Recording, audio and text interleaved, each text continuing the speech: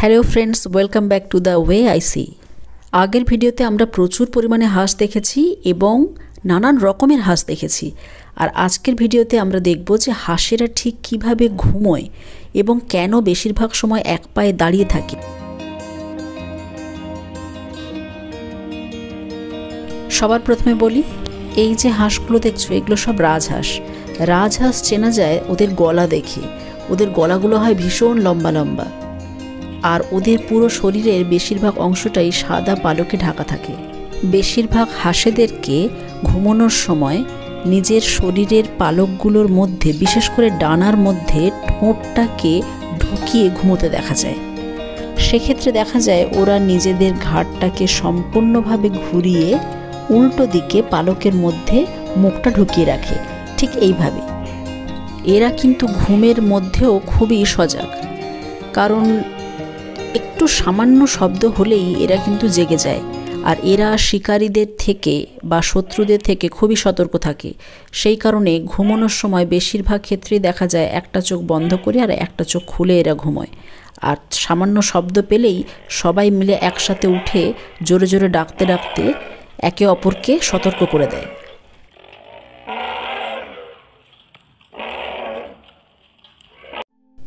এরা সারাদিনের বেশিরভাগ সময়টা নিজেদের পালক পরিষ্কার করে আর জলের মধ্যে স্নান করে আর হালকা তরল খাবার খেয়ে দিন কাটায়।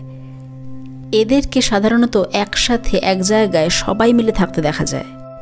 বলা হয় এরা যখন ঘুমোয় তখন নাকি এদের ব্রেনের প্রায় হাফ পার্ট অ্যাক্টিভ থাকে, আর বাকি হাফ পার্ট তখন প্রায় ইনঅ্যাক্টিভ হয়ে ঘুমিয়ে পড়ে।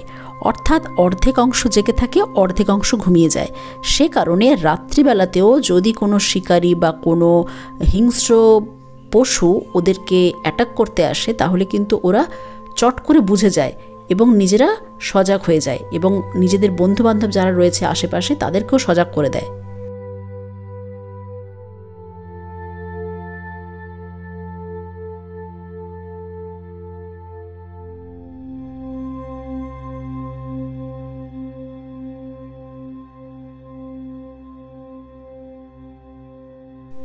এই যে কালারফুল হাঁসটা হেঁটে বেড়াচ্ছে, এটি হলো ক্রস ব্রিডের হাঁস, যাকে গ্রামের ভাষায় সবাই চীনা হাঁস বলে থাকে। দেশি আর বিদেশি হাঁসের ক্রস। এরা খুব একটা বেশি জলে যেতে পছন্দ করে না, তবে বেশ কিছুদিন অন্তর অন্তর নিজেদের পালকগুলো পরিষ্কার করার জন্য এরা কিন্তু পুকুরে গিয়ে স্নান করে। তা না হলে সাধারণত এদেরকে শুকনো জায়গাতেই বেশি দেখতে পাওয়া যায়।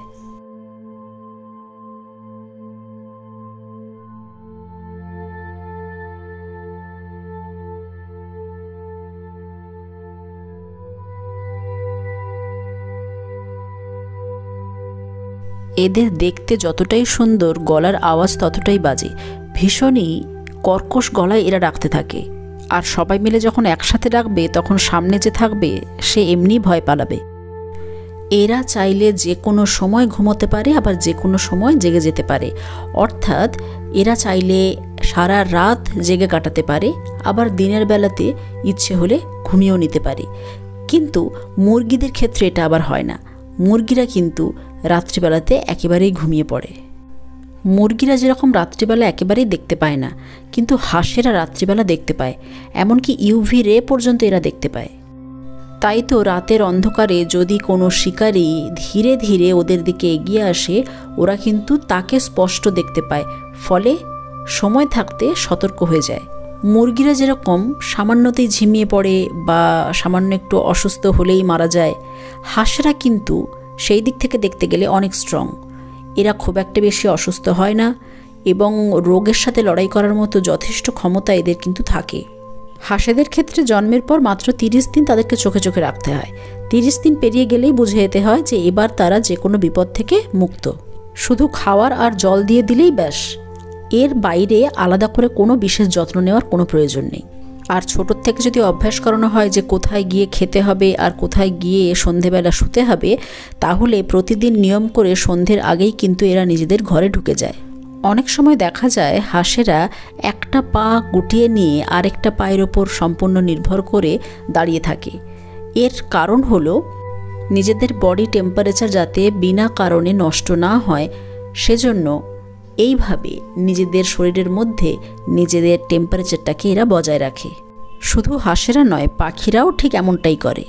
আবার অনেক সময় এরা একটা পা পেছন দিকে পাঠিয়ে তার ওপর পুরো ভেজা ডানাটাকে মিলে শুকিয়ে নেয়। ঠোঁটটা পালকের মধ্যে গুঁজে বসে আছে ঠিকই, কিন্তু চোখটা দেখো খোলা। এরা কিন্তু মুরগিদের মতো গরম জায়গায় থাকতে খুব বেশি পছন্দ করে না, এরা একটু স্যাঁতস্যাঁতে ঠান্ডা জায়গাতে থাকতে বেশি পছন্দ করে। তাই বর্ষাকাল, শীতকাল এগুলোও এদের কিন্তু প্রিয় ঋতু। আসলে ঠান্ডা বা স্যাঁতস্যাঁতে জায়গাতে ছোটোর থেকেই থেকে থেকে এদের অভ্যাস হয়ে যায়, কারণ এরা যে ধরনের খাবার খায়, মানে একটু তরল জাতীয় খাবার, সেটা গম গুঁড়ো করে জলের মধ্যে ভিজিয়ে হোক বা ভাত বা শক্ত কোনো দানাশস্যকে যদি জলের মধ্যে ভিজিয়ে এদেরকে খেতে দেওয়া যায়, তাহলে সেটা খেতে এরা খুব বেশি স্বচ্ছন্দ বোধ করে। কিন্তু যখন এরা খায়, এদের খাওয়ার ধরনটা এতটাই বাজে, যেহেতু ঠোঁট দিয়ে ঠুকরে ঠুকরে খায়, সে কারণে চারিদিকে খাবারগুলো ছড়িয়ে ছিটিয়ে যায়। তাই এমনিতেই এদের বাসস্থান ভেজা স্যাঁতস্যাঁতে হয়েই যায়, আর সেই রকম জায়গাতে থেকে থেকে এরা অভ্যস্তই হয়ে ওঠে। হাঁসেদের চোখের দৃষ্টিশক্তি মানুষের দৃষ্টিশক্তির থেকে প্রায় 3 গুণ বেটার। এমনকি কুকুরের থেকেও এদের দৃষ্টিশক্তি ভালো। আর ভালো করে লক্ষ্য করলে দেখা যায় এদের কিন্তু 3খানা চোখের পাতা আছে, যার মধ্যে 2টি তো অন্যান্য প্রাণীদের মতোই নর্মাল। তবে 3 নম্বর যে পাতাটি আছে সেটি সচরাচর আন্ডার ওয়াটার গগলস হিসেবে কাজ করে, অর্থাৎ জলের তলায় যখন ওরা ডুব দেয় বা খাবার খোঁজে, সে সময় 3য় চোখের পাতাটারই কাজ। অর্থাৎ 3 নম্বর চোখের পাতা এদের চোখটাকে বাঁচাতে এবং দৃষ্টিশক্তি ঠিক রাখতে সাহায্য করে। এদের মাথার 2 পাশে চোখ দুটো এমনভাবে অবস্থিত যে 360 ডিগ্রি অ্যাঙ্গেল পর্যন্ত এরা চোখ ঘুরিয়ে সারা দুনিয়া দেখতে পারে। তাই এক জায়গায় বসেও কিন্তু এরা বুঝে যায় যে কোন দিক থেকে শত্রু আক্রমণ করছে। ফলে এদের শিকার করা আর এদেরকে ধরা কিন্তু ভীষণ মুশকিল। খেয়াল করে দেখবে, মুরগিরা বেশ কিছুটা দূরে খাওয়ার পড়ে থাকলে যত তাড়াতাড়ি না দেখতে পায়, হাঁসেরা কিন্তু অনেক দূরে পড়ে থাকা খাওয়ার খুব সহজেই দেখতে পায়, ফলে সেই দিকে আগেই ছুটে চলে যায়। আর একতাই যে বল, সেটা এদের একসাথে থাকার ধরন দেখলেই বোঝা যায়। আশা করি আজকের ভিডিওটিও বাচ্চাদের জন্য ভীষণই হেল্পফুল হবে। আজকের ভিডিও এই পর্যন্ত। নেক্সট ভিডিওতে প্রকৃতির আরও কোনো সুন্দর মুহূর্ত নিয়ে আবার ফিরছি। সবাই খুব ভালো থেকো। টাটা।